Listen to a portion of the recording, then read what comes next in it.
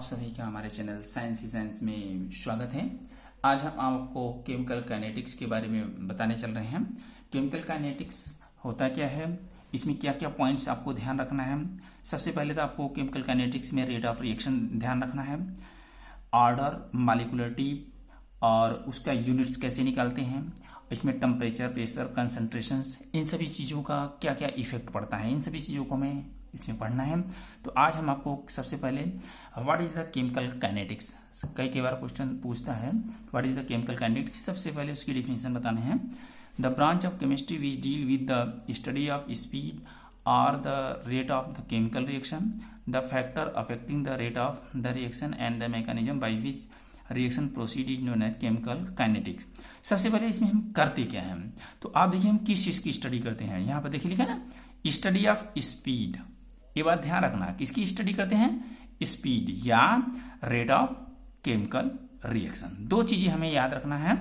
जैसे आप लोग फिजिक्स में पढ़ते भी हैं, स्पीड के बारे में पढ़ते हैं कि वो क्या होता है, इसी तरह यहाँ पर भी कोई रिएक्शन होती है, इसमें रिएक्टेंट होते हैं, प्रोडक्ट होते हैं। आपको मालूम होना चाहिए। जैसे सपोज दैट हम ऐसे कोई रिएक्शन लिखते हैं, प्रोडक्ट, ठीक है। तो जो लेफ्ट साइड लेते हैं इसको हम रिएक्टेंट करते हैं, जो राइट साइड होता है वो प्रोडक्ट कहते हैं। ये बार बार इसमें यूज होगा। तो जो ये वाला साइन लगाते हैं, ये वाला बताता है कि ओनली वन डायरेक्शन रिएक्शन चल रही है, मतलब रिएक्टेंट किस में चेंज हो रहा है, प्रोडक्ट में। इसमें ये भी कंसेप्ट आएगा, जब रिएक्टेंट जो हम लेते हैं, रिएक्टेंट की कंसंट्रेशन क्या होती है, कम होती है, प्रोडक्ट क्या होता है, बढ़ता जाता है। तो हमेशा याद भी रखना है कि रिएक्टेंट में हम माइनस साइन यूज करेंगे, अब प्रोडक्ट के लिए क्या यूज करेंगे, प्लस साइन। ये बार बार आपको बीच में हम रिमाइंड कराते रहेंगे। ऐसा क्यों कहते हैं, क्यों करते हैं, क्योंकि जो रिएक्टेंट होता है वो कम होता जाता है, घटते को हम माइनस दिखाते हैं, बढ़ते को क्या दिखाएंगे, हम प्लस दिखाएंगे। ये कंसेप्ट है इसका। तो अब आते हैं इसमें जो केमिकल काइनेटिक्स है, डिफिनीशन हो गई। अब हम आपको बताने जा रहे हैं कि classification of reaction on the basis of rate. तो जो रिएक्शन चलती है, तो इसमें 3 टाइप्स की रिएक्शन होती है। कुछ रिएक्शन ऐसे हैं कि जो जैसे आपको देखिए वेरी फास्ट रिएक्शन, मतलब आपने कोई रिएक्टेंट लिया कि प्रोडक्ट तुरंत बन गया, और टाइम इंटरवल देखिए 10⁻⁻12 से 10⁻⁻16, मतलब इतने कम सेकंड में ही ये रिएक्शन हो जाती है कि आप इसको देख ही नहीं पाते हैं। तो ये बहुत तेजी से चलती है, और इसका हम जो केमिकल काइनेटिक्स में स्टडी करेंगे तो इस तरह के रिएक्शन में हम नहीं ऑब्जर्व कर पाते हैं। और इस तरह के रिएक्शन जो केमिकल काइनेटिक्स में हमें पढ़ना है, तो हम आपको बताएंगे कि जो स्लोएस्ट स्टेप होते हैं वो रेट डिटर्मिनिंग स्टेप होते हैं। ये हमेशा नोट कर लीजिए, कई बार क्वेश्चन पूछा जाता है। दूसरा देखिए वेरी स्लो रिएक्शन। जैसे अब आप देख रहे हैं ऊपर वाले में NaOH लिया है और प्लस HCl लिया था, Na प्लस और Cl माइनस प्लस वाटर बना हुआ है। जो ऊपर वाला बहुत तेज रिएक्शन है वो आयनिक रिएक्शन होते हैं। आयनिक रिएक्शन मतलब जो अपने आयनों में टूट जाते हैं। लेकिन जो बहुत बहुत बहुत धीमी रिएक्शन चलती है, यहाँ पर लिखा विच में टेक डेज या मंथ भी ले सकते हैं, जैसे रस्टिंग ऑफ आयरन। आप लोग देखते हैं कि कोई भी आयरन का, चाहे वो कोई भी चीज हो, चाहे उसकी कोई भी इंस्ट्रूमेंट बना हो या कोई भी चीज, आप देखते हैं जंग लगती है, लेकिन ऐसा नहीं कि आज ही लग जाएगी, वो महीनों लग सकता है, कुछ दिनों लग सकता है, साल भी लग सकता है। तो मतलब बहुत धीरे रिएक्शन होती है। फिर तीसरा जो थर्ड टाइप का रिएक्शन है, यही हमें सबसे ज्यादा पढ़ने और आने भी चाहिए। और इसमें कहीं आपको कोई कंफ्यूजन हो तुरंत समझ लीजिएगा कि आपको उस कंफ्यूजन को दूर करना। पहला देखिए लिखा है reaction which are neither very slow nor very fast, मतलब यह मॉडरेट स्पीड से चलती है, मतलब धीमी गति से चलती है। कहने का मतलब अगर इसमें जो स्टेप होते हैं तो स्लो स्टेप भी आते हैं, फास्ट स्टेप भी आते हैं। तो जैसे लिखा हाइड्रोलिसिस ऑफ इथाइल एसीटेट। आप देख रहे हैं इथाइल एसीटेट का वाटर से रिएक्शन कराते हैं तो हमें जो मिलता है एस्टिक एसिड और इथाइल एल्कोहल मिलता है। ये आपको ऑर्गेनिक केमिस्ट्री में ही पढ़ाया जाएगा। लेकिन यहाँ पर भी जान लीजिए कि जो ये कुछ ऐसे रिएक्शन जो धीमे भी चलते हैं और तेज भी इसमें स्टेप आते हैं, वो आपको बताते रहेंगे। जैसे हाइड्रोलिसिस ऑफ सुक्रोज। अब यहाँ सुक्रोज लिखा हो, वाटर से क्रिया करेंगे, ग्लूकोज और फ्रक्टोज बनता है। आपको मोनोसेक्राइड, डाइसेक्राइड, पॉलीसेक्राइड का कंसेप्ट थोड़ा बताया जाएगा। अभी तो फिलहाल इसमें यही बताना है हमें कि ये रिएक्शन जो है ये किसके एग्जाम्पल हैं और कैसे हैं। अब देखिए composition of hydrogen peroxide, decomposition of hydrogen peroxide, H2O2 ले लिया, वाटर और ऑक्सीजन में टोटल। तो मतलब कहने का मतलब जो हम रेट ऑफ रिएक्शन की जो स्टडी करेंगे, ये थर्ड वाला है, इसी का सारा हमें करना है, ठीक है। तो आपको अब बताने जाने रेट ऑफ रिएक्शन। अभी तक हम जो रिएक्शन ऊपर बताए हैं उन सभी को रेट ऑफ रिएक्शन में हम कैसे मेजर करते हैं, कैसे उसको नोट करते हैं, कैसे लिखते हैं। तो देखिए, rate of reaction is change in the concentration of any one of the reactant. देखिए ये लाइन लिखा हुआ रिएक्टेंट या प्रोडक्ट पर यूनिट टाइम। ये आपको ध्यान रखना है कि जब रेट ऑफ रिएक्शन लिखेंगे, दो बातों का ध्यान रखना है, रिएक्टेंट और प्रोडक्ट का। लेकिन जब आप केमिकल इक्विलिब्रियम पढ़े थे, वहां पर केवल आप पढ़े थे रिएक्टेंट पर डिपेंड करता है, जो केसी होता है। लेकिन यहां पर आपको हम कैसे वो वहां पर जो आप निकालते थे केसी, तो आप देखते थे कि हम रिएक्टेंट को और प्रोडक्ट, जब rate of reaction equal to rate of reaction forward equal to rate of backward होता है, तो वहां केसी लिखते थे। और केसी यहाँ पर जो हम लिखते हैं रेट ऑफ रिएक्शन जब हम लिखेंगे, तो यहाँ पर हमें ध्यान देना है कि रिएक्टेंट और एक प्रोडक्ट है। तो आपको देखिए रेट ऑफ रिएक्शन के लिए decrease in concentration of reactant, जिसको हम आर से लिखें, टाइम इंटरवल। दूसरा है रेट ऑफ जो रिएक्शन है जो प्रोडक्ट के लिए लिखें, increase in concentration of product upon time interval. तो आप याद रखिए, जो रिएक्टेंट के लिए लेंगे उसमें माइनस लगेगा, जो प्रोडक्ट के लिए प्लस लगेगा। क्यों लगेगा? क्योंकि यह घट रहा है और यह क्या हो रहा है, बढ़ रहा है। जैसे आप रोटी बनाते हैं, तो रोटी बनाने के लिए आप जो आटे को गूंथते हैं, तो वो आपका रिएक्टेंट समझ लीजिए। और कुछ टाइम के बाद प्रोडक्ट, सपोज दैट कि आपने ऐसे ले लिया, इसमें से मान लो आपने 4 ले लिया, तो आप 4 ले लिए, तो अब एक समय इनिशियल स्टार्टिंग में यही केवल रहेगा, रिएक्टेंट पूरा रहेगा। अब प्रोडक्ट उसमें क्या रहेगा, 0 लगेगा। क्योंकि कुछ समय के बाद एक समय ऐसा आएगा कि ये आपका 50%, मतलब इसमें से जो 4 है, इसमें से 2 बन गए, तो इसमें कितने बच जाएंगे, 2 ही बचेंगे। तो आप कहते हैं rate of reactant equal to rate of product हो गया।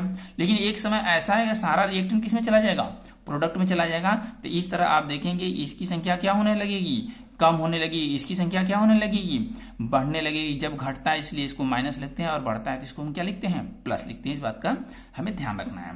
तो आप देखिए यहाँ पर रेट ऑफ रिएक्शन के लिए यहाँ पर देखिए माइनस साइन लिखा हुआ है, और यहाँ पर डेल्टा R/T डेल्टा T लिखा हुआ है। फिर इक्वल का साइन जरूर लगाइएगा। अगर आपने रिएक्टेंट को लिख लिया तो प्रोडक्ट को लिखना होगा, तो यहाँ इक्वल का साइन जरूर लगाइएगा, और फिर प्लस जरूर लगाइएगा, क्योंकि वो प्रोडक्ट क्या हो रहा है, बढ़ रहा है। ठीक है, डेल्टा P/डेल्टा T। आगे हम आपको यहाँ पर एक नोट लिखा है, rate of reaction is always positive. ऐसा क्यों कर रहे हैं?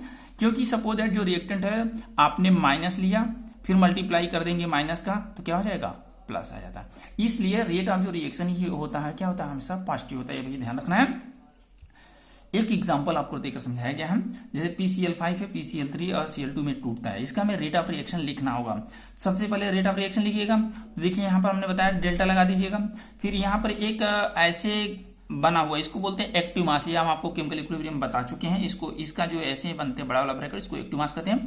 तो इसमें जो रिएक्टेंट है उसको लिख देंगे PCl5 है, फिर डेल्टा लिख। यहाँ पर देखिए माइनस साइन लगा हुआ है, ये बता रहा है कि ये घट रहा है और ये दोनों क्या हो रहे हैं, बढ़ रहे हैं। तो देखिए इक्वल का साइन लगाइएगा, फिर प्लस लगाइएगा, फिर इसको लिख देना है आपको, फिर इसी तरह इक्वल का साइन लगाइएगा, फिर इसको लिख देना।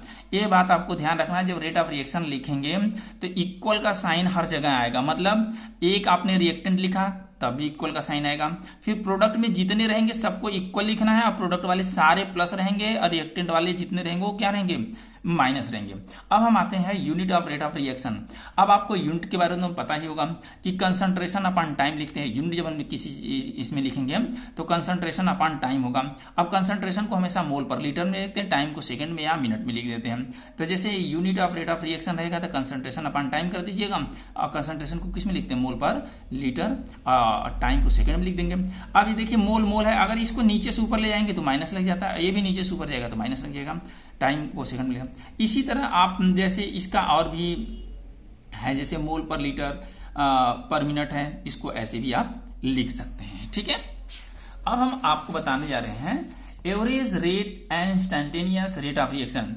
ये क्यों होता है? जैसे कोई भी रिएक्शन आप कराते हैं तो आपको अभी केमिकल इक्विलिब्रियम में थोड़ा हम बताए भी थे कि ग्राफ के कुछ क्वेश्चन होते हैं, इस तरह के कोई ग्राफ होता है। अब किसी भी पर्टिकुलर, आप मान लो यहाँ पर कंसंट्रेशन ले लिए, यहाँ क्या ले लिए, टाइम ले लिए, किसी एक क्षण पर, एक क्षण मतलब किसी भी एक सेकंड, किसी भी टाइम, मतलब आप जो भी चाहें उसकी कंसंट्रेशन किसी भी, चाहे इधर कंसंट्रेशन, इधर टाइम ले लिया, इधर टाइम ले लिया, किसी भी आप फ्री हैं।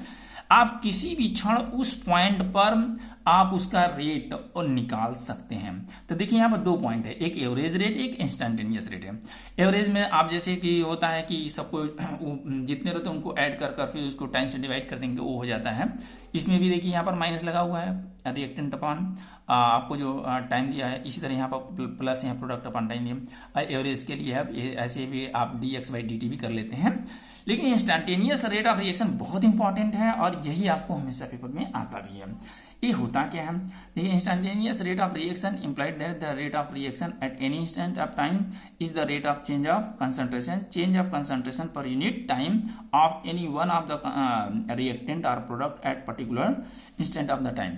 मतलब किसी 1 सेकेंड पर, 2 सेकेंड पर, 5 सेकेंड पर किसी भी समय आप उस रिएक्शन का रेट निकाल सकते हैं इस फार्मूले से। देखिए एक रिएक्टेंट है, प्रोडक्ट है, अब इंस्टेंट लिखा हूं, यहाँ पर देखिए हमने डी लगाया, डी का मतलब बहुत ही स्मॉल ड्यूरेशन। यहाँ पर देखिए रिएक्टेंट लिखा हुआ है, यहाँ पर टाइम लिखा हुआ है और यहाँ पर माइनस साइन हमेशा ध्यान रखना यही है कि हमने जो ये मान लीजिए रिएक्शन है तो यहाँ माइनस लगाया। क्यों माइनस लगाया, हमेशा बताइएगा कि यह इसकी जो रिएक्टेंट की कंसंट्रेशन क्या हो रही है, कम हो रही है, इसलिए हम यहाँ पर क्या लगाते हैं, हमेशा माइनस साइन लगाते हैं। अब यहाँ पर प्लस क्यों लगाते हैं, अगर कोई पूछता है तो बताना पड़ेगा। यहाँ प्लस इसलिए लगाते हैं कि इसकी जो प्रोडक्ट की कंसंट्रेशन है वो क्या हो रही है, बढ़ रही है। अब आइए एक आपको यहाँ पर एग्जांपल दिया हुआ है, बहुत इंपॉर्टेंट है, पेपर में बार बार आता है। इसी से आपको रेट भी पूछ लेगा, इसी से आपका ऑर्डर भी पूछ लेगा, इसी से मॉलिक्युलरिटी भी पूछ लेगा, इसी का यूनिट भी पूछ लेगा। तो सबसे पहले हम आज आपको केवल अभी रेट निकालने सिखा लें। जब रेट आपको आ जाएगा तो सारा चीज हम आपको निकालने सिखा देंगे। और आपको ये भी ध्यान रखना है हमेशा कि जब हम रेट ऑफ रिएक्शन लिखेंगे तो इसमें क्या पॉइंट ध्यान रखना है और एकदम हमेशा याद रखना है, रिएक्शन बैलेंस होना चाहिए। सबसे पहला पॉइंट हमें याद रखना है कि रिएक्शन क्या होना चाहिए, बैलेंस होना चाहिए। अगर बैलेंस नहीं है तो हम उससे बैलेंस कर लेंगे और बैलेंस करने के तरीके भी आपको मालूम होगा। अगर नहीं है तो इसमें आपको हम एक हिट एंड ट्रायल मेथड भी होता है, उससे भी आप कर सकते हैं। और आपको कहीं भी अगर कोई दिक्कत हो, देखिए यहाँ पर जो बैलेंस है 2 को मल्टीप्लाई करेंगे 4, तो यहाँ देखिए 4 हो गया नाइट्रोजन। यहाँ ऑक्सीजन कितना है, 5 है, तो यहाँ पर देखिए अब 2 है। अब यहाँ पर आप देख रहे होंगे कि जो ऑक्सीजन है यहाँ पर 5 यहाँ मल्टीप्लाई कर देंगे तो कितना हो जाएगा, 10 हो जाएगा। तो यहाँ पर देखिए 2 और 4 का मल्टीप्लाई करेंगे तो 8 हो जाएगा और 2 में लगा देंगे 10 हो जाएगा। इस तरह आप देखेंगे कि जो नाइट्रोजन है वो कितना है आपका, 4 है, जो ऑक्सीजन है वो आपका कितना है, 10 है।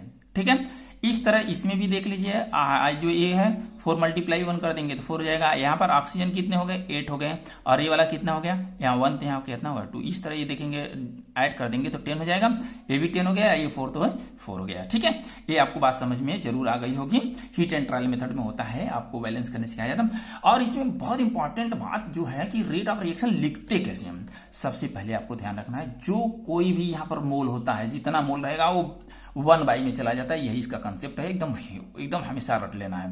देखिए ये घटेगा, यहाँ माइनस साइन लगा दिएगा, यहाँ 1 लिखिएगा, ये जो 2 रहेगा 1, ये 1 लिखेंगे, उसके बट्टे में क्या हो जाएगा 2, फिर बाकी जैसे लिखते हैं, फिर डी लिखिएगा, फिर ब्रैकेट में एक्टिव मास N2O5 है बाई dt लिख देंगे।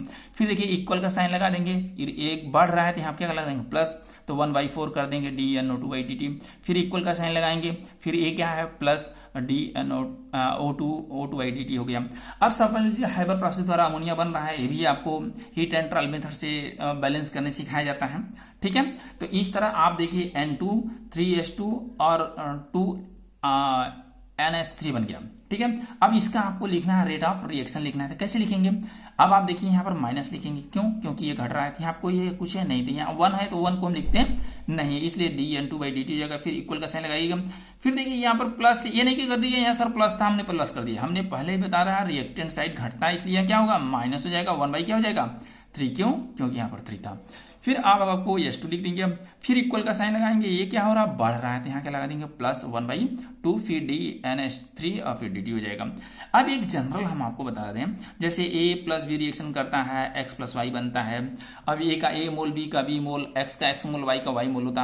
आप केमिकल इक्विलिब्रियम में पढ़ते थे तो कुछ दूसरे टाइप से था, उसमें कैसे लिखा जाता था वो आपको हमने बता चुके हैं। लेकिन यहाँ पर हम क्या करेंगे, रेट लिख रहे हैं तो रेट को जो यहाँ पर ये मोल रहता है वो क्या होता है 1/, में चला जाता है, बाकी चीजें हम DA/dt लिख दीजिएगा, फिर इक्वल का साइन। अब देखिए ये भी घट रहा है इसलिए माइनस लग रहा है, 1/b हो जाएगा, फिर dB/dt। फिर इक्वल का साइन लगाइए, बढ़ रहा है तो 1/x हो जाएगा dx/dt। फिर इक्वल का ये बढ़ रहा है इसलिए प्लस 1/y, फिर ये आपका dy/dt। इस तरह आपका हमने आज आपको केमिकल इक्विलिब्रियम में केवल रेट लिखना सिखाया है, और आगे हम आपको मॉलिक्युलरिटी, ऑर्डर और जो उसमें और भी पॉइंट्स हैं जैसे यूनिट्स हैं, उसके कुछ मेथड्स हैं कि किसी जैसे कहीं आपको आता है first order, zero order, second order, या आपको आता है कि जो है कोई रिएक्शन दे देता है, कैसे बताएंगे इसके ऑर्डर है, इसकी कैसी मॉलिक्युलरिटी, ये हम आपको नेक्स्ट वीडियो में आपको देंगे। लेकिन अभी तक हमने जो आपको सिखाया है रेट सिखाया है।